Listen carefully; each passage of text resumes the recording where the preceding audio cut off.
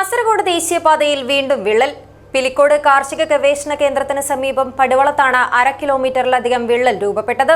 വിള്ളൽ വീണ സ്ഥലത്തെ അറ്റകുറ്റപ്പണികൾ നിർത്തിവെക്കണമെന്നും കളക്ടറും ജനപ്രതിനിധികളുമടക്കം സ്ഥലം സന്ദർശിക്കണമെന്നും ആവശ്യപ്പെട്ട് നാട്ടുകാർ രംഗത്തെത്തി. ഏറ്റവും വിലക്കുറവിൽ ഏറ്റവും മികച്ച ഫർണിച്ചർ ഉൽപ്പന്നങ്ങൾ സ്വന്തമാക്കുവാൻ നാലപ്പാട് ഇന്റീരിയേഴ്സിൽ തന്നെ വരണം. Nalappad interiors, opposite കെഒഎൽ hospital, Nullippady, Kasaragod.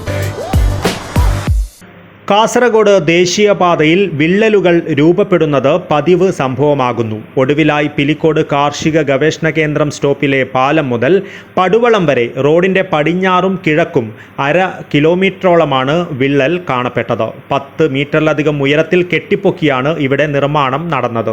ഇതുവഴി വാഹന ഗതാഗതം തുടങ്ങിയിട്ടില്ല. സർവീസ് റോഡ് വഴിയാണ് വാഹനങ്ങൾ കടന്നുപോകുന്നത്. വിള്ളൽ കണ്ടതായി നാട്ടുകാർ നിർമ്മാണ കമ്പനിയെ അറിയിച്ചിട്ടുണ്ട്.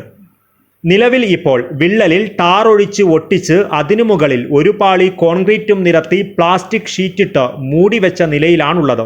വിള്ളൽ വീണ സ്ഥലത്തെ അറ്റകുറ്റപ്പണികൾ നിർത്തിവെക്കണമെന്നും കളക്ടറും ജനപ്രതിനിധികളുമടക്കം സ്ഥലം സന്ദർശിക്കണമെന്നും ആവശ്യപ്പെട്ട് നാട്ടുകാർ രംഗത്തെത്തിയിട്ടുണ്ട്.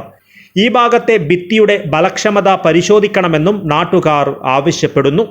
ദേശീയപാത നിർമ്മാണം നടക്കുന്ന ചെങ്കള നീലേശ്വരം റീച്ചിൽ പലയിടത്തും വിള്ളലുകൾ ഉണ്ടായിട്ടുണ്ട്. കൂടാതെ ചെർക്കള, തെക്കിൽ, കാനത്തുംകുണ്ട്, പെരിയാട്ടടുക്കം ടൗൺ ഉൾപ്പെടെയുള്ള വിവിധ ഇടങ്ങളിലും നേരത്തെ വിള്ളലുകൾ കണ്ടെത്തിയിരുന്നു.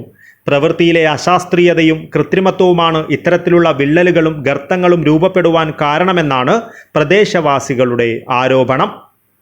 News bureau, Cheruvathur.